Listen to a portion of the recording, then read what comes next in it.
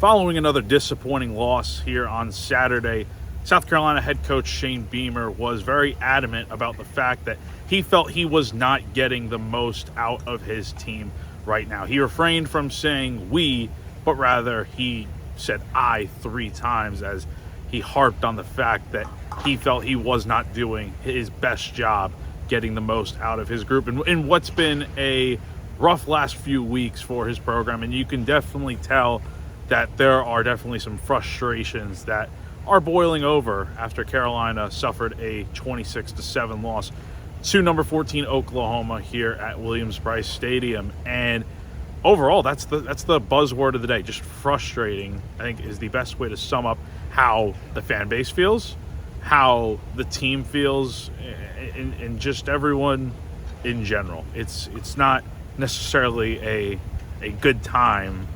It was not a good time out here at Williams-Brice Stadium. You had fans hitting the exits late in the third quarter after Oklahoma went up 24-7 after another touchdown. And then you even had the fans breaking out into a Fire Shula chant. And it's stuff you hear up in the press box. It's like, wow, this is where things are at right now. This is the same program that last year, I was in Norman last year when the Gamecocks had gone through their tough stretch, and then they go out there, beat Oklahoma 35-9, and that set the wheels in motion for what would be a 6-game winning streak to conclude the season. But that's not where things are at right now. And quite frankly, it's in a completely different direction, as South Carolina has now lost 4 of its last 5 games. And your 3 wins this season have come against Virginia Tech, a team that fired their head coach only a few weeks into the year, a FCS team in SC State, and then Kentucky, who is arguably, if not the worst team in the SEC. So, and South Carolina's played quality competition all along the way. So it's not like they have been losing to bad teams necessarily, all very solid teams. But at the end of the day, the results have just not been there this season, and who knows when they will come, because the difficulty of the schedule only ramps up from here. Like, if you thought Oklahoma and Vanderbilt and LSU were tough, well, the next 3 games all come against top 10 teams in the country, more like top 6 teams in the country, with number 6 Alabama coming into town here next week. And then you go on the road the day after Halloween to take on number 5 Ole Miss. You get a bye week, and then you play number 4 Texas A&M in Kyle Field, a place that you've never won since Texas A&M has joined the SEC back in 2012. Now, there was not much positivity to take away from this game, judging by the score.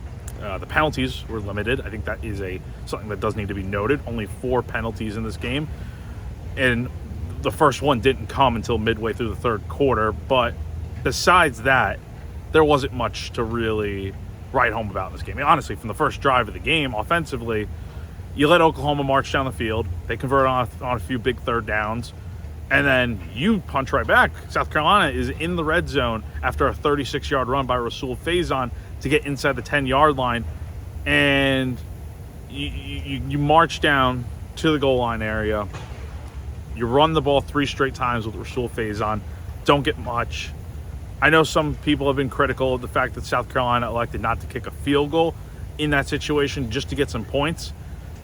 Shane Beamer knew at that time when they were in the red zone. He told Mike Shula that they were going to go for it on 4th down if it came down to that situation. They had 4 plays in the red zone and didn't score on any of them. The 4th and goal situation, Lenore Sellers got brought down on a 2-yard gain, got stopped at the 3-yard line. So that kind of summed up the offense's struggles. They really tried to get the ground game going in this one, but just never quite could. You ran the ball 32 times for 54 yards. Didn't have that same success that you did against LSU and Kentucky. Now, give Oklahoma credit. Like, this is probably the top defense in the country that we're talking about. But at the end of the day, you could not run the ball, and that only hurt your offense. Sellers did some good things through the air. Beamer felt happy with his performance, but not overly joyed, obviously.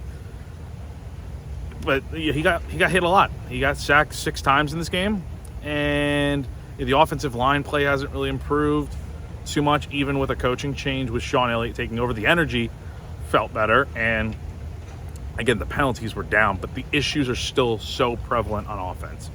And at this point in the year, you're now 7 games into the season with only 5 games left to go. I mean, you kind of just are what you are offensively. Sure, could that breakout game happen at some point? Yes, it certainly could. Remember back in 2022 when South Carolina went to Florida and only scored 6 points, no offensive touchdowns in that game, and then the next week they went out and scored 63 points against Tennessee. My point being that it can always happen at any given time. But at what point does it become too late? You know, like right now you're 3-4 on the year. You need 3 wins to get to bowl eligibility. As I mentioned before, the schedule is brutal from here. How can you get to a 6th win this year? Like, I don't think Clemson's a guarantee. Even though you feel good about that game, Coastal Carolina should win. But the other 3 games on the schedule are going to be really tough. And, you know, it's getting to that point where, you know, tough discussions might need to be had as the season goes along, as this has definitely not been the type of season that I think most people were expecting out of the Gamecocks after such a high last year of winning 9 games and having a chance to go for a 10th win.